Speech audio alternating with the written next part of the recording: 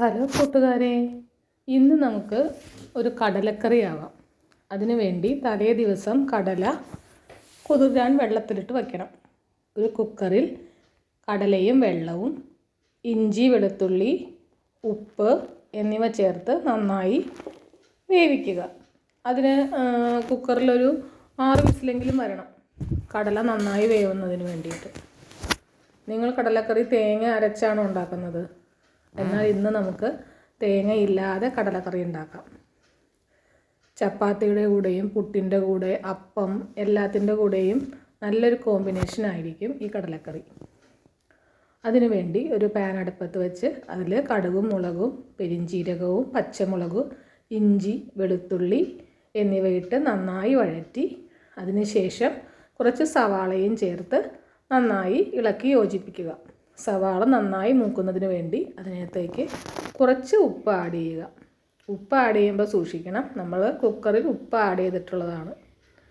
സവാള ഒന്ന് മൂത്ത് വരുമ്പോൾ അതിനകത്തേക്ക് നമ്മുടെ മസാലകൾ ഓരോന്നായി ആഡ് ചെയ്യാം. മസാല നിങ്ങളുടെ അളവിനനുസരിച്ച് ആഡ് ചെയ്യാവുന്നതാണ്. മഞ്ഞൾപ്പൊടി, മല്ലിപ്പൊടി, മുളക് പൊടി എന്നിവ നന്നായി ആഡ് ചെയ്ത് ലോ ഫ്ലെയിമാക്കി വെച്ച് വേണം പൊടികൾ ആഡ് ചെയ്യാനായിട്ട്. പിന്നെ അത് നന്നായി യോജിച്ചതിന് ശേഷം ഒരു മീഡിയം സൈസ് തക്കാളി അതിനകത്തേക്ക് ആഡ് ചെയ്യുക. തക്കാളി നമ്മുടെ കറിക്ക് ചെറിയൊരു പുളിയും പിന്നെ ചെറിയൊരു കൊഴുപ്പും ഉണ്ടാകുന്നതിന് വേണ്ടി സഹായിക്കും. അതിനകത്തേക്ക് കുറച്ച് മസാല ആഡ് ചെയ്യുക. ഗരം മസാലയോ വെജ് മസാലയോ ആഡ് ചെയ്യുക. അത് നന്നായി വേവുന്നതിന് വേണ്ടി കുറച്ച് വെള്ളം ചേർത്ത് നന്നായി ഇളക്കി യോജിപ്പിക്കുക. അത് തിളച്ച് വെന്ത് വരുമ്പോൾ നമ്മൾ തയ്യാറാക്കി വെച്ച കടല അതിനകത്തേക്ക് ചേർക്കുക.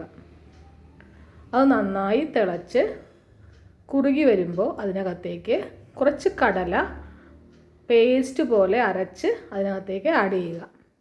കറി നന്നായി കുറുകാനും ടേസ്റ്റ് ഉണ്ടാകുന്നതിനും അത് നമ്മളെ സഹായിക്കും. അത് നന്നായി ഇഴകി ചേർന്ന് വരണം.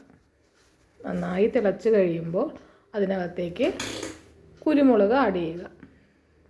സൂപ്പർ കറിയാട്ടോ, എല്ലാവരും ട്രൈ ചെയ്യണേ.